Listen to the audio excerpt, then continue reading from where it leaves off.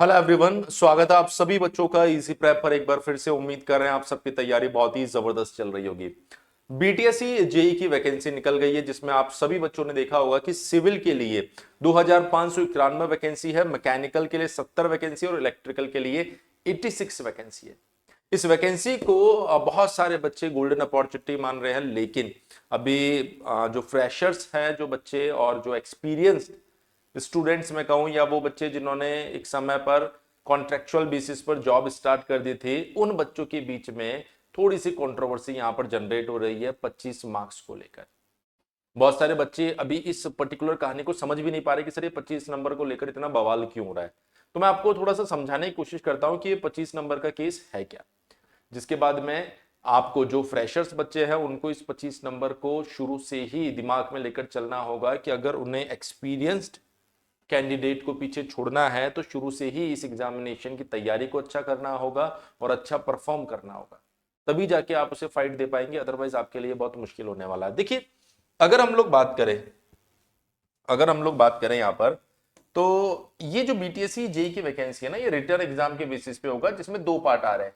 पहला पार्ट आपका core stream जो होने वाला है 80 नंबर का। दूसरा पार्ट नॉन टेक्निकल पार्ट आने वाला है, जिसके अंदर जो नॉन टेक्निकल आप पढ़ते हो, जनरल अवेयरनेस, रीजनिंग, एप्टीट्यूड वगैरह, ये सारी चीजें इसके अंदर आने वाली है। और कुल मिला के जो आपका एग्जाम होगा वो 100 नंबर का होगा।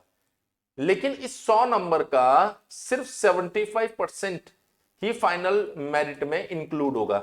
75% कैसे? अगर आपके 100 में से 100 नंबर आए तो इसका 75% यानी कि सिर्फ 75 नंबर ही फाइनल मेरिट में काउंट होगा।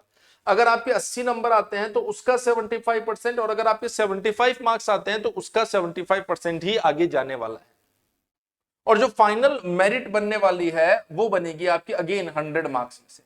तो सर यहां से आपने सिर्फ 75% ही उठाया है, तो बाकी 25%, या मैं कहूं बाकी 25 मार्क्स कहां से आएगा? सर यहां लिखा 25%, एक्चुअल में इस 100 का 25%, यानी कि सर 25 नंबर। ये 25 नंबर एक्सपीरियंस्ड के हैं, जो कि एक्चुअल में बच्चों के दिमाग में सबसे ज्यादा डाउट क्रिएट कर रहे हैं। इन 25 नंबर का मतलब यह है कि अगर आपने अभी अभी अपना डिप्लोमा कंप्लीट किया है तो डेफिनेटली आपके पास में कोई एक्सपीरियंस नहीं है। अब यहां पर कोई भी बच्चा ये बेवकूफी ना करे कि 2025 में आपका डिप्लोमा कंप्लीट हुआ और 5 साल का आप एक्सपीरियंस सर्टिफिकेट भी ले आओ, वो टोटल फ्रॉड की कैटेगरी में चला जाएगा। वो बच्चा जिसने 5 साल पहले डिप्लोमा कंप्लीट कर लिया था, वो 5 साल का एक्सपीरियंस लेकर आता है, और वो बच्चा जो 2025 में अपना डिप्लोमा कंप्लीट किया उसके पास कोई एक्सपीरियंस नहीं है, इस चीज का ध्यान रखिएगा। तो जिस बच्चे ने 2025 के अंदर अपना डिप्लोमा कंप्लीट किया है, उसको इतना समझ लेना है कि भैया आप तो मैक्सिमम 75 मार्क्स ला सकते हो, वो भी तब जब आप 100 आउट ऑफ 100 लेकर आए। और प्रैक्टिकली देखो ये पॉसिबल है नहीं है। और इन 25 नंबर में से आपको मिलने वाला है 0 नंबर, यानी आपके लिए जो पेपर बच गया ना वो सिर्फ 75 मार्क्स का ही बच गया एक तरीके से। अरे सर पेपर तो 100 नंबर का है, 100 में से 100 जब आप परफॉर्म करोगे तब जाके आपको 75 मार्क्स मिलने वाले हैं। जो एक्सपीरियंस वाला पार्ट है उसमें बिल्कुल 0 आपको मिलेगा, क्योंकि आपके पास कोई एक्सपीरियंस नहीं है। लेकिन जो एक्सपीरियंस्ड स्टूडेंट्स है, मान लीजिए ये 100 में से अगर ये लेकर आए लेट्स से सपोज 80 मार्क्स, तो इस 80 का 75% कितना होने वाला है? 60 मार्क्स। और सोचिए कि वो अगर 5 साल से जॉब में है तो उसके पास में हर साल के 5 नंबर एक्सपीरियंस के जुड़ेंगे, और यहां पर जुड़ गए 25 नंबर। तो ये कितना हो गया आपके पास में? 85 मार्क्स आउट ऑफ 100, ये आउट ऑफ 100।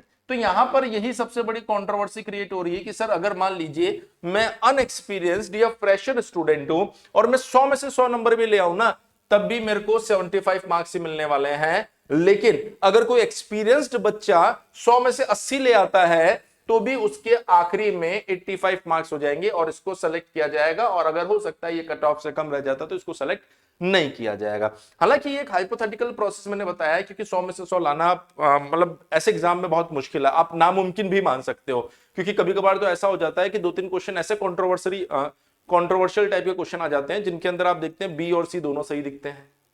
अब जो बोर्ड आखिरी में डिक्लेयर करेगा कि ये हमारा आंसर है, उसके साथ चलना पड़ता है। तो ये चीज तो प्रैक्टिकली पॉसिबल नहीं है, लेकिन हाँ इससे आप ये समझ सकते हो कि ये 25 नंबर कितना बड़ा इंपैक्ट डाल रहा है, जिसकी वजह से जितने भी फ्रेशर स्टूडेंट है वो बीटीएससी से नाराज है, या मैं कहूं कि वो इस सिलेक्शन प्रोसेस या इन 25 नंबर की कहानी को लेकर बिल्कुल भी राजी नहीं है, बिल्कुल भी खुश नहीं दिख रहे हैं। हर तरीके से उनकी नाराजगी आप देख सकते हैं सभी वीडियोस पर, अलग अलग चैनल्स पर, अलग अलग टेलीग्राम ग्रुप्स में वो इस चीज को लेकर अपोज कर रहे हैं कि सर ये 25 नंबर जो है ये कहीं ना कहीं हमारे सिलेक्शन को रोक रहे हैं।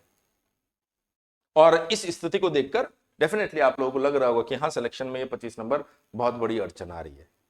अब यहां पर अगर दोनों कैटेगरी को हम देखें कि फ्रेशर स्टूडेंट्स के लिए बहुत बड़ी समस्या है, तो जो पहले से वर्किंग है या पहले पास आउट हो गए हैं, जिनको 2-3 साल 5 साल का एक्सपीरियंस है, उनके लिए तो बहुत बड़ी अपॉर्चुनिटी आ गई है। हाँ, एक और चीज मैं आपको क्लियर करना चाहूंगा कि इस कंट्रोवर्सी के चक्कर में आप अपनी तैयारी को मत रोकना, अपनी तैयारी को चलने दीजिए। कारण क्या है कि कभी कभार कंट्रोवर्सी के चक्कर में हम लोग इतना उलझ जाते हैं कि हम अपने प्रिपरेशन पे फोकस नहीं कर पाते हैं, और इस चक्कर में क्या होता है कि वैकेंसी पे कोई बदलाव होता भी नहीं है। वैकेंसी अपना पेपर ले रही है, रिजल्ट डिक्लेयर कर रही है, और हम सिर्फ कंट्रोवर्सी में उलझ के रह गए। तो पैरेलली एक एंड पर आपको अपनी तैयारी करते रहना है, उसको बिल्कुल भी रोकना नहीं है, उसको किसी भी तरीके से रोकना नहीं है, उस तैयारी को चलते रहने दीजिए। और इसी तैयारी को ध्यान में रखते हुए इजी प्रेप ने अपना बैच भी लॉन्च कर दिया था, आपको पता होगा, उनकी क्लासेस भी शुरू कर दी हम लोगों ने। 6 तारीख से आपकी क्लासेस शुरू हो गई थी, जिसके अंदर आपका 1 साल का कंप्लीट बैच अभी ऑफर में आपको सिर्फ 1499 रुपए में दिया जा रहा है।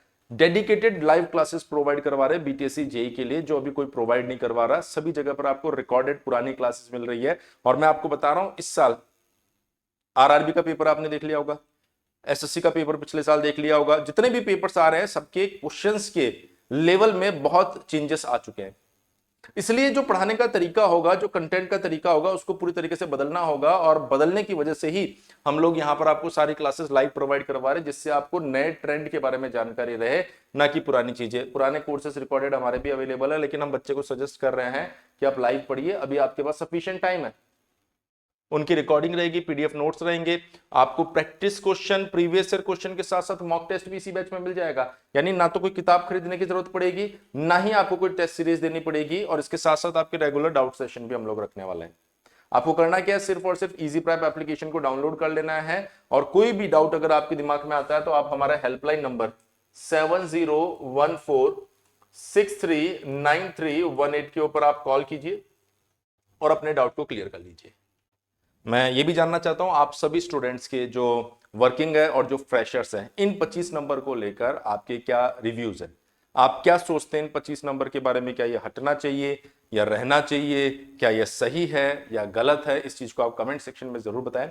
बीटीएससी जेई से जुड़े किसी भी अपडेट के लिए चैनल को सब्सक्राइब करके रखिए। सबसे जल्दी और सबसे सही अपडेट आपको बीटीएससी जेई के बारे में इस चैनल पर प्रोवाइड करवाया जाएगा, इसलिए सब्सक्राइब करके भी इस चैनल को रखिए, जिससे लेटेस्ट अपडेट आपको समय पर मिल सके। इजी प्रेप एप्लीकेशन को डाउनलोड करके अपने बीटीएससी जेई की प्रिपरेशन को स्टार्ट कर दीजिए, जिससे पहले अटेम्प्ट में आप सभी बच्चे बीटीएससी जेई में सिलेक्शन ले सके।